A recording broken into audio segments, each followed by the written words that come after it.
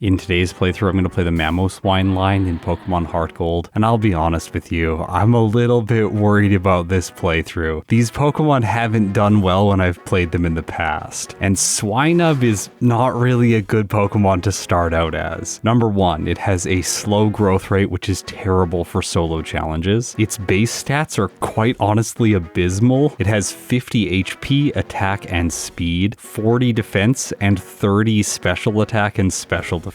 That gives it a base stat total of 250, which is the same as Spinarak, Marill, Hoppip, Slugma, Smeargle, and Bidoof. And it has a lower base stat total than Pokemon like Pidgey, Rattata, and Patrat. So every time I look at this Pokemon, one question lingers in my mind. Why does it have a slow growth rate? For me, the only answer I have is that Game Freak really didn't want you to use the Generation 2 Pokemon in Generation 2. And that makes me worried for Mamoswine, since it is an evolution that was introduced in Generation 4, and this is a remake. I'm sure that they've got some annoying way from keeping me evolving in this playthrough. Anyways, we'll cover that later into the video. For now, we need to talk about the early game. My move pool is a bit unfortunate when you consider that Swinub is mostly a physical attacker. It starts with Tackle, Odor Sleuth, and Mudsport, so it does get a physical move here, but then through level up, it gains mostly special moves until it gets to level 28 and learns Ice Shard. At least the special moves I do get access to also have the same type attack bonus. Powder Snow at level 8, Mud Slap at level 13, Mud Bomb at level 20, and Icy Wind at level 25. After getting Ice Shard, it does learn Takedown at 32, which is mostly useless, and then Earthquake at level 37, so at least we get this same type attack bonus move through level up. And I also get access to Blizzard at level 44, which could pair very well with Hail, which is a TM in Generation 4. Bypassing accuracy checks with the same type attack bonus move will be really good, even though it's going to be using Swinub's lower special attack stat. For coverage, we don't have access to a lot. This is a first playthrough for me, so Hidden Power is going to be banned, leaving me with only rock moves, specifically Rock Tomb and Rock Smash, for type coverage outside of my regular same type attack bonus moves and generic normal type attacks like Return. I was hoping that maybe, just maybe, the amount of coverage that I would have access to would expand as I evolve, but that's not really the case. There is one more rock type move that will come into play during this playthrough, but I'll talk about it later on, and I think it might be the key to success with this Pokemon. So the obvious strategy for the early game is train with the slow growth rate, which takes a really long time, get to level 8 for Powder Snow, and then crush a bunch of opponents. I'm probably going to have to overlevel a little bit for Falkner, because even though I have a type advantage, my weak special attack is not going to give me good damage against him. While I was doing this training, I ran into a Pidgey. I thought it would be fine to fight a Pidgey with a level 5 Swinub when the Pidgey is level 2, but then it gets a critical hit and it does almost half damage to me, knocking Swinub out. So I am taking my first blackout in the playthrough at 2 minutes and 38 seconds. I hope that this isn't a sign of what's to come. I blacked out before reaching Mr. Pokemon's house, so I have to go back through this area. That gives me more time to do some training, but with the slow growth rate, knocking out all the Pokemon that I run into here still only gets me to level 6 by the time I'm fighting the rival. There are two options for Pokemon that he could take that would be super effective against the Mamoswine-line. In this case, either Totodile or Cyndaquil, but I think that the Fire-type starter makes less sense for him since I'm also a Ground type, so I would have super effective damage against it. Going up against Totodile, I'm only going to have neutral damage against it throughout the entire playthrough, and that will make him slightly more difficult. Well, actually much more difficult. I'm kind of worried about the Croconaw in Azalea Town. Water Gun is going to be hitting pretty hard. Luckily for me, in the first battle, he doesn't have any water type moves, so this is an easy one for Swinub to win. On my way to Violet City, I level up to 8 and get access to Powder Snow. With the same type attack bonus, this move has an effective power of 60, and it also has a 10% chance to freeze the opponent. And I would like to avoid having to use this secondary effect to get by difficult trainers. Luckily for me, all of the experience inside of Sprout Tower is really quick for Swinub to earn now that I have an Ice type move. This location is mandatory in Pokemon HeartGold, so I can't skip it like I would in Generation 2. If I wanted to battle Falkner faster, I could skip some optional trainers here, but I just decided to fight everyone to level up as much as possible. This gets Swinub to 12 before I head into the gym. I fight both of the optional Bird Keepers here, which doesn't get me to level 13. Okay, I'm under a damage rounding threshold, and they do matter more at lower levels, but with a type advantage, I think I should be fine against Falkner. What could possibly go wrong?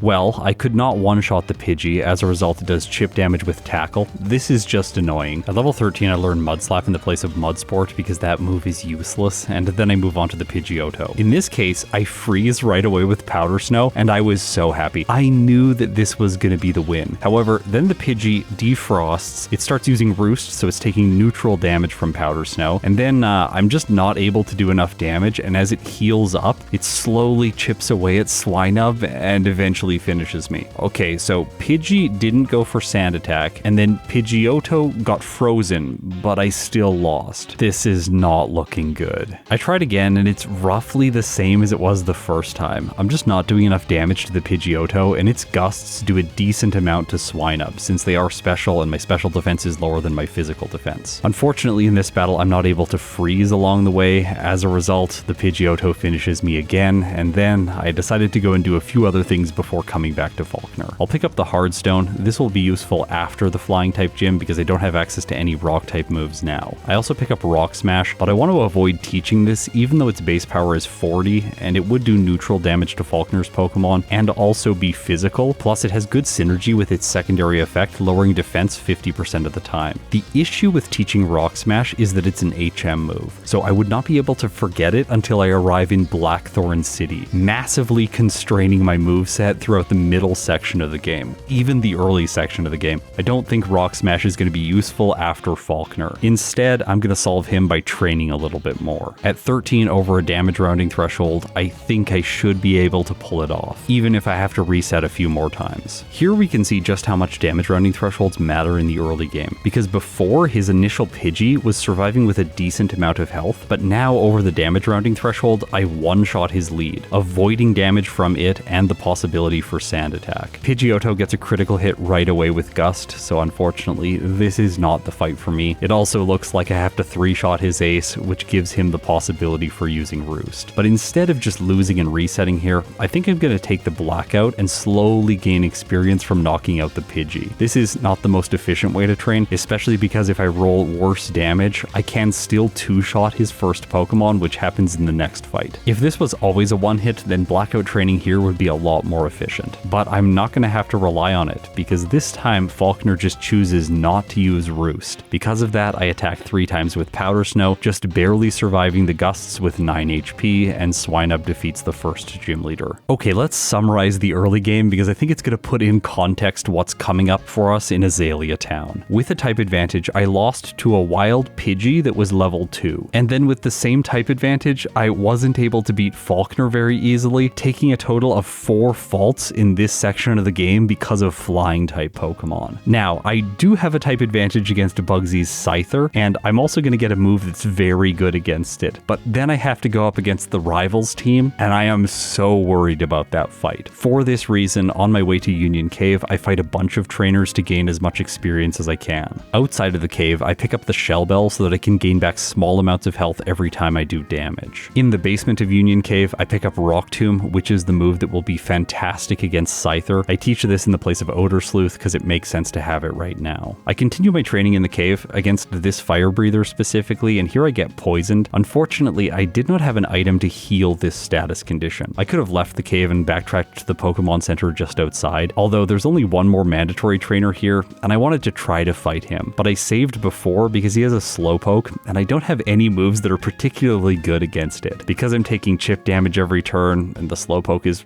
really annoying, lowering my attack stat, it gets me. So I guess I am going back to the Pokemon Center. I chose to Blackout here. I thought it would be a little bit faster than walking back to the center, and money isn't really that important in Pokemon HeartGold, so losing some doesn't really matter. I was still worried about the Slowpoke trainer, so I saved again. However, then on the tile where he could turn and see me, a wild Sandshrew shows up. I have been fighting every single wild Pokemon that has appeared here to get as much experience as I can. After defeating the wild encounter, the trainer doesn't spin to catch me, so I'm able to slip by him. All of Slowpoke Well is really easy. I don't have any issues here, so then I head into the gym to take on Bugsy. I am really hoping that this one is going to be easy.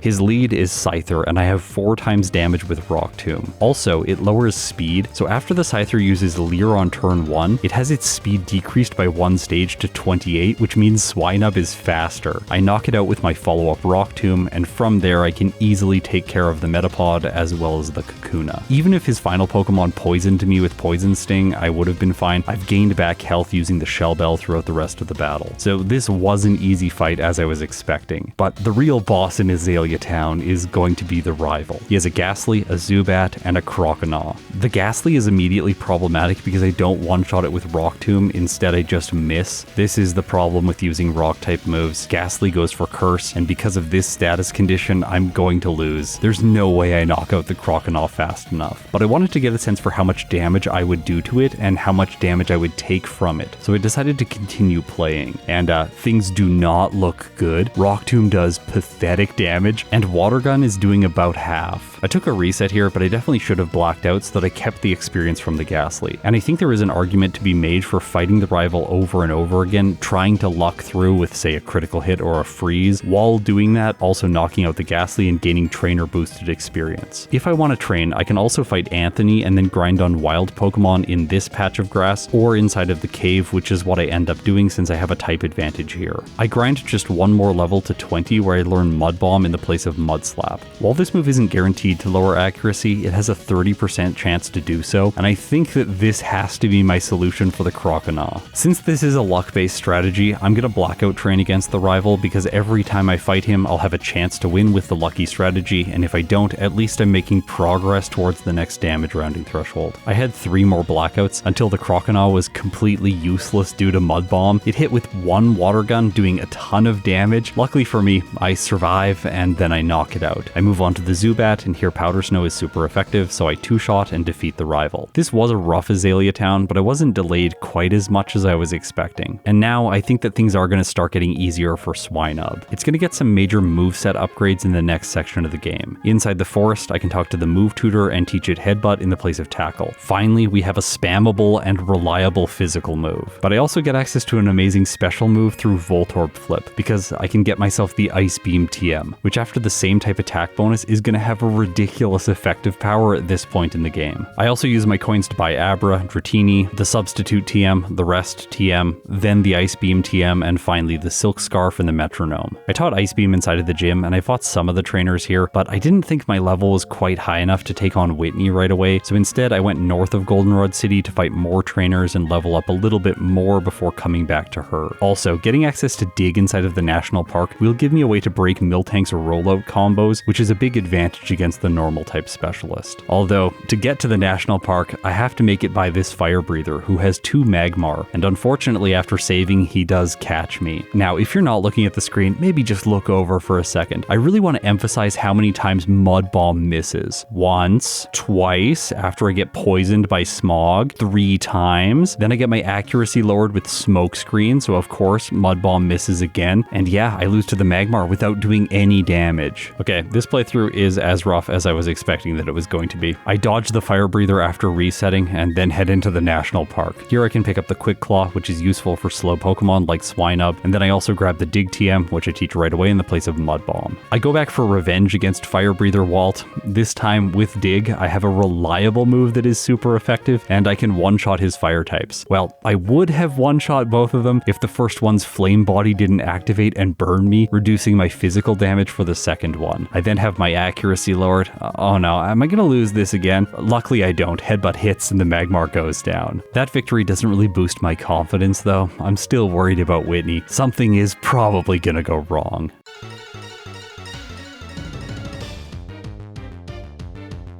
Clefairy is first. I start out using Dig, and Churro starts out by using, I guess, Growl? Maybe a move called Scream? I don't know. He's definitely a sound-based Pokemon. Whitney's lead is pretty easy to finish off. Then Miltank comes out. It's going for Stomp instead of Rollout, and it flinches me on turn 1. Okay, this is what's going wrong. Dig does have to or Ace, but this was because of a critical hit. And using Dig here is a disadvantage because the Miltank can just go for Milk Drink while I'm underground, and it's always going to have a turn to go for this. So maybe Ice Beam is the better solution, but even that doesn't fill me with confidence. Instead, I decided to do a lot more training, and I mean a lot. I'm going to go from level 22 up to level 25, over 2 damage rounding thresholds before coming back to Whitney. Stomp was causing flinches, but I can work around this. On turn 1, I can hit the Miltank with Rock Tomb, lowering its speed. Then it can no longer flinch Swinub. After this, I tried going for Dig, but eventually started using Ice Beam since it could freeze, which would give me a win. At least, I think it would give me a win. It didn't against Falkner. And I do freeze, but it doesn't give me a win. The Miltank defrosts right away because I forgot she has a Lumberry. Okay, fine, no easy win with the status condition. Well, that's not exactly true, because after the Miltank goes for Milk Drink, I freeze it again, and because of that, I'm able to win. In Ecruteak City, I have a few choices about what I want to do next. I could fight the rival in Burned Tower right away. He is mandatory, so I'll have to do that at some point. The Kimono Girls are fought after the Elite Four in Pokemon HeartGold, so I can't battle them right now for good experience yields. I could fight trainers at the Lake of Rage for some good yields, since some of their teams are pretty efficient, but I could also clear out the Lighthouse, which is mandatory. So that's what I choose to do next, because I want to gain levels in this section of the game as quickly as possible. Swinub evolves into Piloswine at level 33, which is still quite a ways away with the slow growth rate. By the time I'm defeating Birdkeeper Dennis in the Lighthouse, I'm around level 30, so I decided to go over to the Lake of Rage to continue my training. Pokemaniac Brent has a Nidorina and a Nidorino. Both of them have Poison Point, which activates, and as was the case before in Union Cave, I don't have an item to heal this status condition. I decided to continue on because I thought I could finish off the guy who has Nidoking with Ice Beam, but then I accidentally ran into the guy who has Slowbro. Everyone, prepare yourselves for the most frustrating thing that has happened so far in this run. I'm not going to be able to knock out the Slowbro quickly because Dig is my best damage dealing move, so I'm taking damage from Poison on the turns that I'm underground, and its confusions are doing a lot of damage, so I do end up losing here. But like all the previous losses that I've had to random trainers in this run, I can just black out and then I'll go back to Ecruteak City. It's not the worst thing in the world. Although, then I send out my HM user Abra, which is a Psychic type, and Slowbro is smart. It doesn't want to use Confusion. Instead, it chooses Disable, which removes access to Teleport. This forces Abra to use Struggle, and because I did a lot of damage to the Slowbro previously with Swinub, I end up knocking this Pokemon out with my HM user. And Slowbro was his only Pokemon, so I have now made progress because of my HM users, which is against the rules of my solo challenges, so I have to reset here. And the last time I saved was before Ecruteak City. This is a more than 10-minute time loss. I felt absolutely devastated in this moment, and I honestly considered restarting the entire playthrough, but that is against the spirit of these challenges. They're first playthroughs, and if I went back and did the whole early game again, I would know all of the random trainers to avoid. I do want to take a brief moment and just analyze my mistake here against the Slowbro trainer, because I think it can give good insight into healthy practices for doing first playthroughs in the solo challenge format. I think there are 3 things that contributed to this error. Number 1, when I got poisoned, I should have healed the status condition before continuing my training. If I don't have an item, I should go back to the Pokemon Center even if it wastes time. Number 2, if I'm ever choosing to fight trainers with a status condition, I should avoid trainers that have bulky Pokemon. So Slowbro is obviously not a good choice. I should also be avoiding trainers that have Pokemon that are potentially super effective against my Solomon. And number 3, in the case that I make a mistake in number 1 or 2 and I end up in a bad battle, then I should just not damage the Pokemon if I'm pretty sure I'm going to lose. Because if I had used 1 less dig against the Slowbro, I'm pretty sure Abra would have knocked itself out with recoil damage, since in Generation 4 it deals 1/4 of your total HP in recoil every turn you use the move. Anyway, I'm not going to cover this section of the game again. I'm going to do all of the same things I was doing before. This time I'm just going to play safer. At the end of all this training, I get to level 33 and I cancel the evolution to Piloswine. Don't worry, this wasn't a mistake. I was intentionally doing this. The reason is simple. Up until this point in the run, I have collected 4 rare candies, and I can use them now to go from level 33 to level 37, where Swinub learns Earthquake, and then I let it evolve into Piloswine. This evolution brings with it a massive increase to my base stat total. Swinub's 250 now becomes Piloswine's 450. It has 100 HP and attack, 80 defense, 50 speed, and 60 special attack and special defense. So it's still really biased towards physical attack, and that is so unfortunate, because at level 28 in Generation 4, Piloswine learns Ice Fang, but I evolved from Swinub at level 33, so the only way for me to access Ice Fang, the physical Ice-type move, is by using the move relearner, which is in Blackthorn City. And there is also only one heart scale available to the player prior to getting to Kanto. And the reason I need the first heart scale is because Ancient Power is one of Piloswine's starting moves. It does not get it through level up. And the reason that's important is because I have to know Ancient Power in order to evolve into Mamoswine. Now believe me, there are more frustrating ways that Pokemon evolve in these games. We've already seen some of them earlier this year, and we are going to see some of the worst later in the year. But I think Mamoswine is actually one of the better Pokemon that evolves into a Generation 4 species, because access to Ancient Power is going to come as soon as I get to Blackthorn City, which is before Claire. And that means I'm going to be my final form for the first run through the Elite Four, which is a massive advantage, especially when compared with other species from Generation 2 like Togetic or Misdreavus. Now that I have Earthquake 3 levels lower than I would have otherwise learned it, I can go back to the rival in Burned Tower and make quick work of his team. Ice Beam one-shots the Ghastly, and Earthquake one-shots the Croconaw. The Ghost-type gym is next, and this is a little bit unfortunate for Piloswine. I'm gonna have to be relying on one of my other moves here other than Earthquake, because all of the ghosts have Levitate. When I was training with Swinub, I learned Ice Shard, which is a high priority Ice-type move, and it makes up for my lower speed stat. It's worth noting that when Swinub evolves into Piloswine, its speed stat does not change. In some ways, this is a blessing because all of the stat points got distributed to other things like attack, but when you can't access Ice Fang and you're relying on Ice Shard, does it really matter?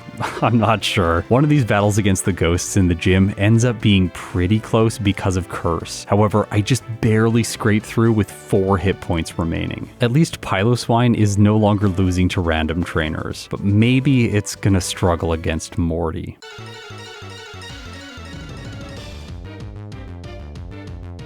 He leads with Ghastly. Right away I go for Ice Beam and one-shot. Then Gengar comes in. It uses Sucker Punch, doing little damage. This move is never really that good. My Ice Beam almost one-shots, and then after doing a little bit more chip damage, Gengar goes down. Okay, so the random trainer in Morty's gym ends up being more difficult than him. Both of the following Haunters are one-shots with Ice Beam, and I earn myself the Fog Badge. I have a choice as to where I'm gonna go next. Either I can fight Price, or I can fight Chuck. And in this case, I think it makes more sense to fight Chuck since I'm pretty over-leveled at this point in the run, and Earthquake should be doing a lot of damage. His lead is Primeape, and I one-shot it right away. Alright, this is looking really good. The Poliwrath's only fighting type move is Focus Punch, which is another reason it makes sense to fight him now. He's going to be relying on Surf, which is super effective, but it's not able to do enough. As a result, I two-shot with Earthquake and quickly earn myself the 5th badge. Without delay, I go right to Jasmine, because this one is also going to be really easy. I one-shot the Magnemites, obviously, and then I thought I would two-shot the Steelix, but it does eat its Citrus Berry. This made me doubt if I would knock it out with my follow-up Earthquake, but I shouldn't have doubted in Piloswine's abilities because it is able to secure the knockout. The Rocket HQ is next, and this entire area is extremely easy. Right now, it should feel like Piloswine is just speeding through the game, and honestly, during the playthrough, this was giving me a little bit of whiplash. Swinub was terrible,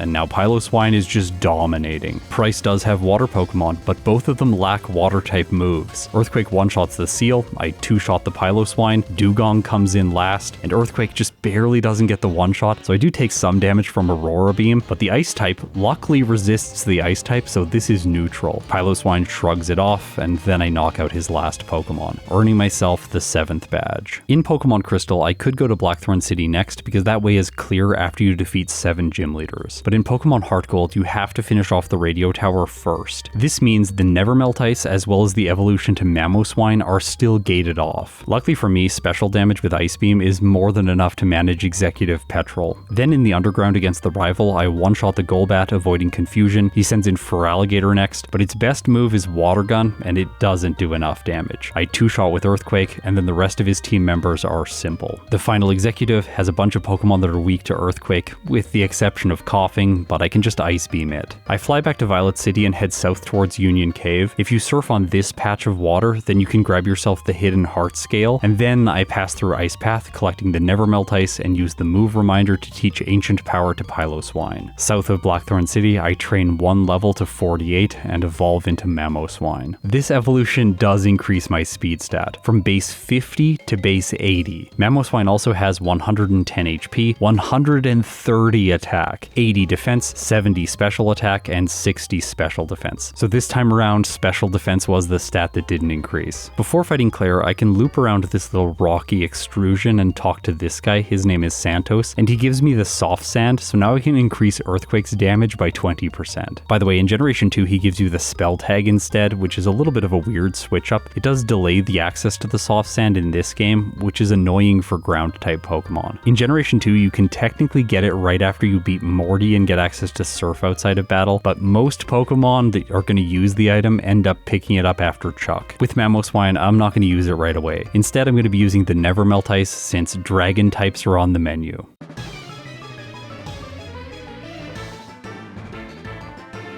Claire leads with Gyarados. I can use Ancient Power here and potentially Omni Boost myself right away, which will overcome the Intimidate debuff. And I get the boost on turn 1, which is perfect. Alright, things are going really well. I finish it with Ice Beam, then she sends in Kingdra. I just kept going for Ice Beam. I actually freeze her ace and it doesn't defrost, so I 2-shot for free. And after that, I easily 1-shot both of the following Dragonair. In HeartGold, the Kimono Girls have been causing me a lot of problems, especially with Pokemon that are running Swords Dance. The fact that you get access to the setup move very early into the playthrough means most Pokemon go through the rest of the game at a low level and then arrive here at this sequence of 5 battles which must be completed in succession, and then they struggle because they can't utilize setup in order to overcome these threats. That's where a Pokemon like Mamoswine really shines. I had to put in the time earlier into the run, and this is all paying off now. I don't have a setup move, so I'm not relying on that tactic, and Earthquake does ridiculous damage. All of these battles are easy. To finish off the plotline, I have to fight Ho-Oh. Normally, I just run away from it, but in this case, I fought it with Ancient Power since it does 4 times damage. Still, Mamoswine's special attack is too low to one-shot. Ho-Oh sets up Sunny Day, which could have been a Sacred Fire. Luckily, it didn't attack me, and I knock it out on the next turn. Okay, one more rival battle before the Elite Four. I try to get myself an Omni Boost on the Sneasel, but it doesn't end up working out for me. The Feraligatr this time around has Waterfall, which does a lot more damage, bringing me under half health. But once it's finished, I can one-shot the Magneton. Ice Beam takes care of the Haunter in a single hit, Earthquake for the Kadabra, and Ice Beam for the final Golbat. So the rival's done, now it's time for the Elite Four.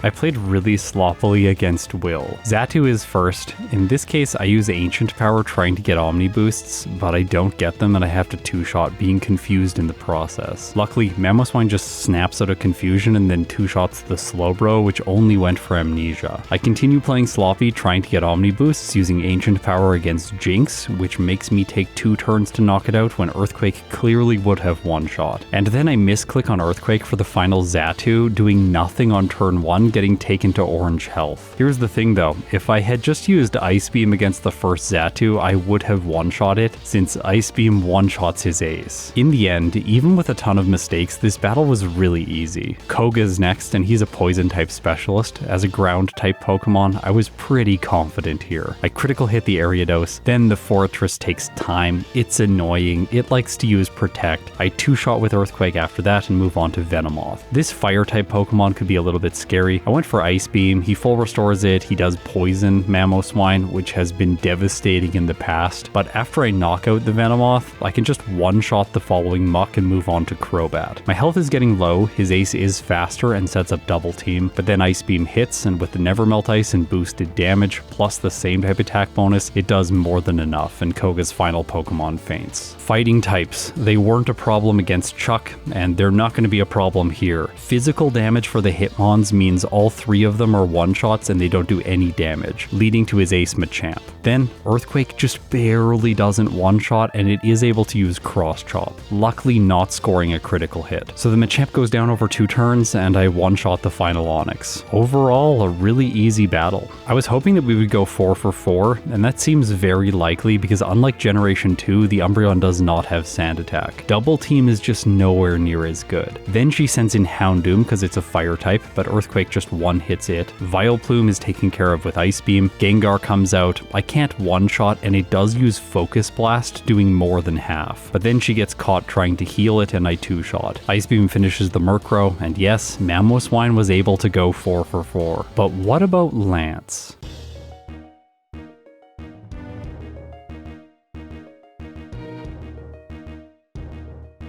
Gyarados is first, and I was hoping that Ancient Power would two-shot and give me a chance to get an Omni Boost, but it's not able to two-shot, and it's not even able to three-hit, which I was very surprised about. As a result, I lose to Lance's first Pokemon. I tried again, this time using Ice Beam, which does allow me to three-shot the Gyarados, but the increased damage doesn't really improve things here because then Lance uses a full restore, giving the Gyarados enough time to eventually knock out Mamoswine. I think level 55 is just too low, so I used my candies and came back to the fight at level 63. This is so Mamoswine's speed stat is 148, which ensures that it moves first against all of Lance's Pokemon. While it didn't look like I had the two-shot against Gyarados, I think I rolled bad damage on turn 1 and then good damage on turn 2 because I do end up two-shotting. After that, he sends in Charizard, and then a strange thing happens. The AI chooses to use Shadow Claw instead of going for Fire Fang. Because of that, I take care of this Pokemon for free, or essentially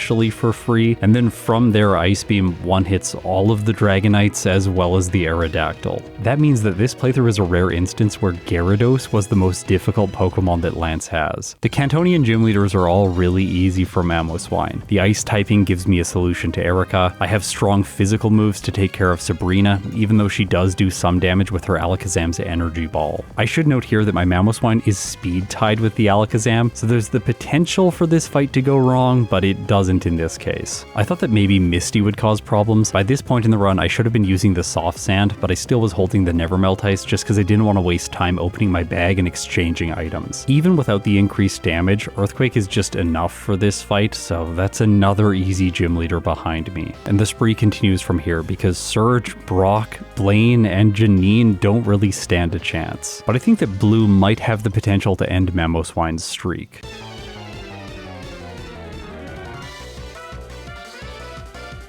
Executor comes out first. I have super effective damage with Ice Beam, and with the Nevermelt Ice, I one-shot the Grass type. Arcanine comes in next. I am faster, and Earthquake is super effective, so it goes down. And that's even after Intimidate lowered Mamoswine's attack stat. Machamp comes in next, and instead of going for Dynamic Punch, which I think would have been the better choice to confuse me, it instead chooses Stone Edge, and it doesn't do much damage. Gyarados comes in next, and my first Ancient Power triggers an Omni Boost. Also, from here, I'm only going to be using special moves. They're super effective against the following Rhydon as well as his final Pidgeot. So Blue was not able to stop Mamoswine's streak. Now it's time to head back to the Elite Four and do all of the rematches. These are some of the most difficult battles in this game, if not the most difficult battles, and I'm expecting that Mamoswine will stumble here a little bit more than it did the first time around. Will leads with Bronzong, but this one has heat proof, so I can one-shot it using Earthquake. Then I one-shot the Gardevoir, the Jinx, the Grumpig, and two-hit the following Slowbro, because I got a critical hit even though it's set up with Curse. His only Pokemon left over is Xatu, and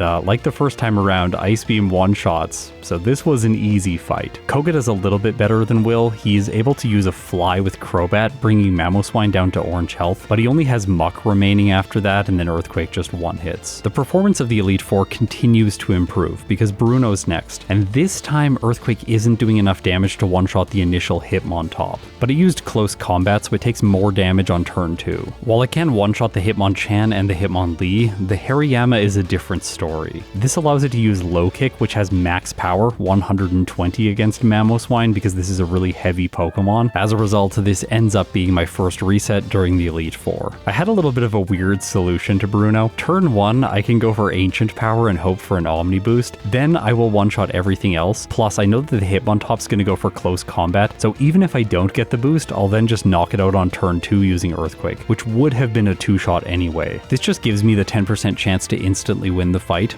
and of course it happens right away. I sweep the rest of his team with Earthquake. Karen's first Pokemon during the rematches is Weavile, and it's incredibly fast. Its speed is 178, and Mamoswine's is not as nice. It's 169. As a result, the Weavile is going to move first, and it has Low Kick, which gets a critical hit, bringing me down to 16 hit points from full health. Also, Ancient Power is doing less than half. Even if I was outspeeding the Weavile, it would still have access to damage with Ice Shard, which is how it knocks me out here. Without a critical hit, it does less than half, so I'm able to survive 2 hits from Low Kick and knock it out over 2 turns. 1 Ancient Power followed by Earthquake. She sends in Houndoom next, which I one-shot easily using Earthquake, and same with the Absol that follows. But then Spiritomb comes in and it's very defensive. As a result, it just barely survives my hit with Earthquake, even though I equipped the Soft Sand, and then uses Curse, which spells defeat. The next 2 fights look almost identical to the previous one. I make it to the Spiritomb with low health, it goes for Sucker Punch, and that's it. By this point, I had realized that there are 3 paths to victory. Number 1, critical hit the Spiritomb. Number 2, get an Omni Boost with my very first Ancient Power on the Weavile. Or number 3, use Ice Beam on the Spiritomb and freeze it turn 1. Obviously, what I'm playing for here is the Omni Boost on the Weavile. We saw how effective this strategy was against Bruno just moments ago, and unfortunately for me against Karen, it doesn't work out so well. I reset over and over and over. I lost to her a total of 8 times before Omni Boosting on the Weavile and sweeping her team. This isn't a great result, but it definitely is faster than if I had blacked out here and tried to level up to the point that I was faster than the Weavile. Round 2 Lance is very brutal, so before this fight I use my final 5 rare candies to level Mamoswine up to 78. He leads with a Salamence, which is not the best Pokemon against me, but it does know Flamethrower and it is faster, so it's able to do half damage before I one-shot it with Ice Beam. Then he sends in Gyarados, which triggers Intimidate for the 2nd time in the battle, and now my physical attack is destroyed. Luckily, I'm not really using physical moves here. I'm going to be prioritizing both Ancient Power and Ice Beam throughout this fight. Ice Shard, I guess, could be helpful against the Salamence. I've kept it just so that I have priority. With Ancient Power against the Gyarados, I'm not doing enough damage to even 2-shot, and then it just uses Waterfall and Mamoswine goes down. Okay, maybe I did need to level up more because this is looking bad. In the second fight, the Salamence burns me.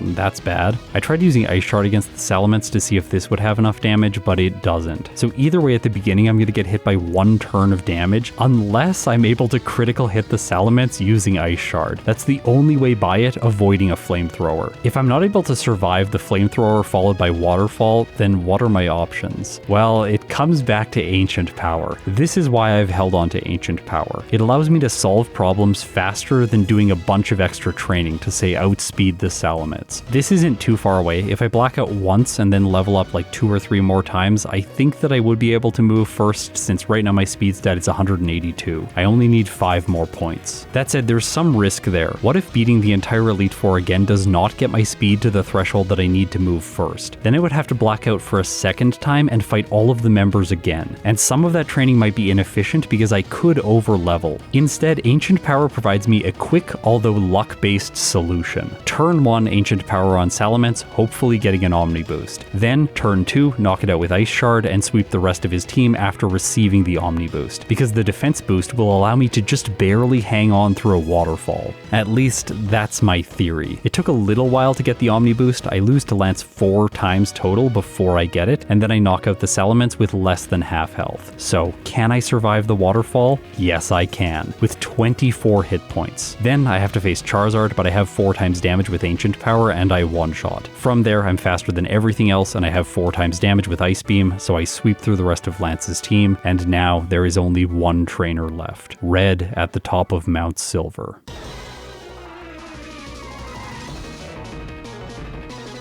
Initially, I thought I wasn't going to have any problems against the Pikachu. It is an electric type and Mamoswine is immune to its most powerful attacks. But this isn't the way things work for an ice type, because Pikachu also has Iron Tail, which can do massive amounts of damage to Mamoswine. This is why I'm using Attract to hopefully prevent the Pikachu from attacking while I get an Omni Boost with Ancient Power. Okay, so Pikachu didn't attack with Iron Tail and I boosted my stats. This is about the best I could hope for at the beginning of the battle against Red. So how much damage do I have on his next Pokemon, which is Blastoise? Not enough to one-shot with Earthquake. Now, I should mention something here. Red's team is focused around using Blizzard as a tactic, because at the top of Mount Silver there is a persistent hailstorm. This means Blizzard always bypasses accuracy checks. Mamoswine has some key advantages here over other Pokemon. Number 1, Mamoswine is an ice type, so it's not taking passive damage from the hail status condition. And number 2, I set my ability to Snow Cloak at the beginning of this playthrough. This modifies the accuracy of moves by a factor of 4 4/5 whenever they're used against Pokemon with this ability during Hail. The problem is this modification is only taking place during the accuracy calculation, which is completely skipped when enemy Pokemon are using Blizzard. So the Blastoise and the Lapras can both attack with Blizzard and never miss. But the Blastoise goes for Focus Blast here, which is going to have its accuracy decreased. So it got lucky and it was able to hit. But even with an Omni Boost, I also have to two-shot the following Lapras, meaning it gets a chance to use Blizzard, taking me under half health before I make it to the Charizard. And unfortunately for Mamoswine, Ancient Power isn't able to do enough damage to one-shot. So he uses Flare Blitz, and that's my first loss. The second battle shows us how much damage Pikachu does with Iron Tail. It is ridiculous, way more than half. And that wasn't a critical hit. Making things even worse, I am currently speed tied with the Pikachu. Luckily, it's Red's fastest Pokemon, so I will be moving first against everything else. I tried the battle one more time, this time without an Omni Boost, and I can still two-shot the Blastoise, but surprisingly, I can't two-shot the Lapras. The reason is, the Blastoise is taking hail damage because it's not an ice type, but the Lapras isn't. Because of the small chip damage, I can take care of the Blastoise, but Lapras survives and then it can knock out Mamoswine. Okay, there's one adjustment here that's going to make the battle easier. I can teach a Rock Slide in the place of Ice Beam. Then I will be able to one-shot the Charizard. It's physical damage unlike Ancient Power, but I still need to make it to the Charizard first. Luckily for me, I get an Omni Boost on the Pikachu. And the good luck continues. I one-shot the Blastoise because of a critical hit Earthquake. And to make things more consistent, I use Attract on the Lapras, hoping to prevent it from attacking. And this does work out for me. So I have green health by the time Charizard comes in. Rock Slide hits, the Fire type faints, and I move on to the Venusaur. I do have to finish it with Earthquake, which I think would have been a one-hit with Ice Beam, but it doesn't matter. I'm two-shotting either way. And the Snorlax after that is really not that scary. But the tragedy of this run ends up being the fact that I clock in with a time of 3 hours and 1 second. Just barely missing the threshold to get Mamoswine into another tier. I wish I could go back and remove that reset to the Slowbro. That would have got me under the 3-hour mark, and significantly so. It actually might have ranked up Mamoswine by 2 tiers, getting it a time under 2 hours and 50 minutes. But that's not the reality of today's run. With its time today, it earns itself a position at the top of the D tier, ahead of Staraptor and Meganium. Now if I show you the table of all of the results in HeartGold, Mamoswine's performance is just going to become even more heartbreaking. Heracross had a time of 2 hours 59 minutes and 32 seconds, and Licky Licky had a time of 2 hours 58 minutes and 47 seconds. So Mamoswine just barely missed beating out these two Pokemon as well. If we had eliminated maybe one Blackout in the early game, I'm sure it would have. Or I could have got lucky with Ancient Power just a little bit sooner on a trainer like Karen. For additional metrics, Mamoswine had 24 resets, 6 Blackouts. It finished the game at level 81 with a game time of 9 hours. Unfortunately for it, this game time result is not as good as any of the other Pokemon that it had the potential to beat with its real time. This is because a Pokemon like Heracross had 42 resets, which pushes its game time lower while increasing its real time. I think in a second playthrough, Mamoswine would do better,